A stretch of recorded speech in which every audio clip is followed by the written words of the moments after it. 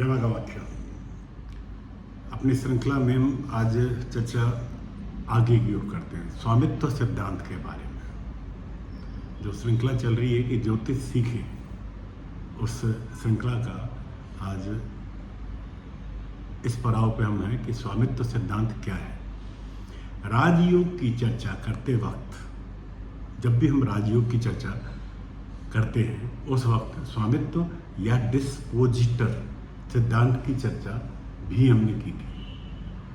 वह एक महत्वपूर्ण सिद्धांत है और अक्सर ज्योतिषियों को मैंने गलती करते हुए देखा है कि स्वामित्व सिद्धांत के अनुसार किसी ग्रह की शक्ति बहुत हद तक स्वामी के ऊपर, उस राशि के स्वामी के ऊपर निर्भर करती है। उदाहरण के तौर पर कोई ग्रह उच्च का हो परंतु वह एक ऐसी राशि में स्थित है जिसका स्वामी नीच या किसी कारण से कमजोर हो गया है या हो रहा है।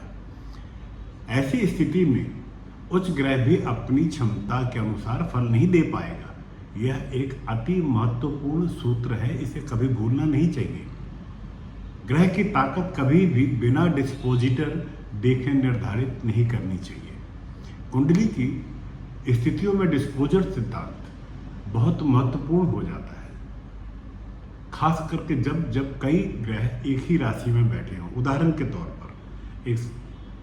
तौर पर मैं समझाता हूं कि एक कुंडली है, उस कुंडली में गुरु शुक्र बुध पहले भाव में सिंह राशि में बैठे हैं और ज्योतिष सिद्धांत है कि शुभ ग्रह केंद्र स्थानों में बहुत ही शुभ होते हैं।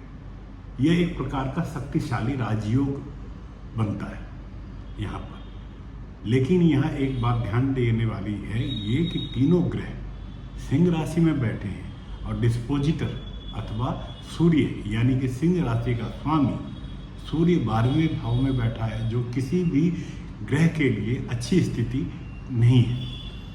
साथ ही ये सूर्य की नीच के मंगल के साथ में है और शत्रु शनि के द्वारा देखा जा रहा है। इसलिए डिस्पोजिटर सूर्य बहुत ही कमजोर है और इस कमजोर स्थिति में गुरु शुक्र और बुध का बनाया हुआ राजयोग भंग हो जाए।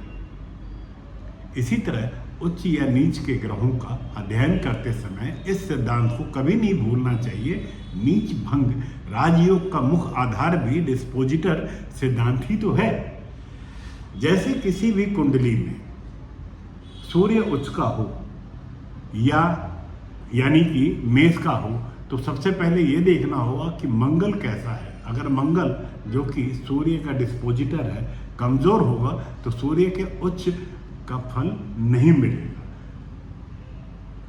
इसके अनुसार इस तालिका के माध्यम से हमें याद रखना चाहिए कि कोई भी ग्रह उच्च या नीच का हो, किन ग्रहों का विशेष ध्यान देना होगा। जैसे सूर्य है तो मंगल उच्च का हो, अगर शुक्र नीच में है तो चंद्र शुक्र मंगल, मंगल शनि चंद्र, बुध और गुरु, गुरु चंद्र शनि, शुक्र गुरु और बुध, शनि शुक्र और मंगल।